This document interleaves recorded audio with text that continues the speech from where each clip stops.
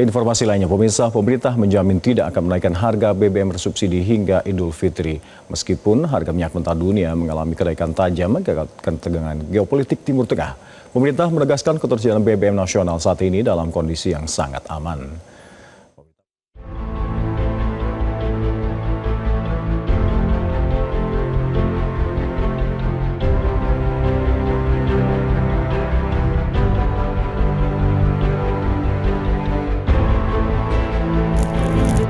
Pemerintah menjamin tidak akan menaikkan harga BBM bersubsidi hingga Idul Fitri 2026.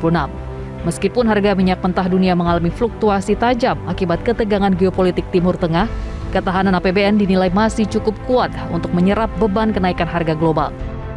Menteri Energi dan Sumber Daya Alam Bahlil Lahadalia menjelaskan, keputusan untuk tidak menaikkan harga BBM subsidi diambil setelah koordinasi antara Kementerian ESDM dengan Kementerian Keuangan. Hal ini sekaligus memberikan kepastian kepada masyarakat yang sedang mempersiapkan kebutuhan hari raya. Bahlil pun menegaskan ketersediaan BBM nasional saat ini dalam kondisi sangat aman. Negara hadir untuk memastikan bahwa sekalipun ada kenaikan harga minyak mentah dunia, tapi untuk subsidi tetap sama, tidak ada kenaikan harga untuk minyak subsidi ya.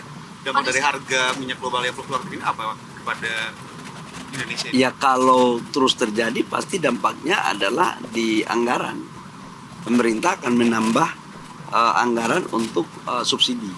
Itu pasti dampaknya ke sana. Tapi kita sedang memitigasi bahwa kita harus juga mencari sumber-sumber energi lain selain daripada energi fosil, termasuk energi nabati. Ya. Infonya tadi Pertamina melakukan efisiensi Pak gara-gara ini. Terjadi panik buying di sejumlah daerah.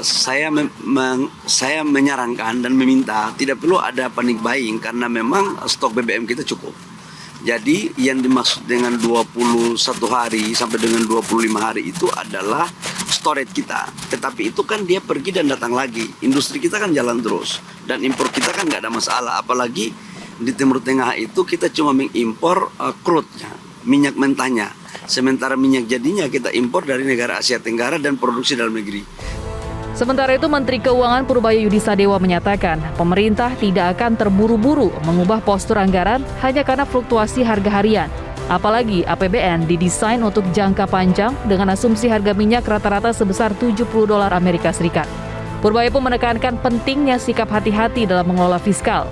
Pemerintah enggan bereaksi reaktif terhadap gerakan pasar yang memiliki rentang waktu pendek dan baru akan mengambil tindakan jika tren kenaikan harga sudah terkonfirmasi stabil. Kita masih aman, masih kuat. Kan ini kan baru berapa hari kan naiknya, baru berapa hari. Kita kan aslinya kan setahun penuh, rata-rata setahun 70 asumsi kita.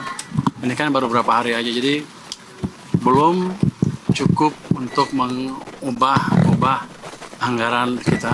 Jadi kita masih bisa absorb. Banyak pihak yang minta pemerintah harus bergerak Pak. Ya, pihak yang minta pemerintah harus bergerak. Siapa yang bilang? Sebulan itu terlalu lama Pak. Kemarin masih belajar sebulan.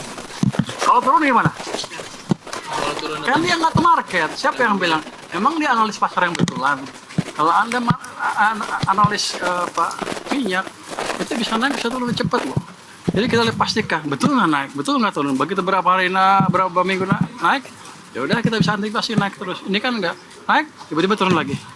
Nanti kalau kita itu tahu harga minyak turun, kita ubah lagi, repot kan. Jadi menetapkan respon APBN itu lebih hati-hati dibanding dengan merespon gerakan saham.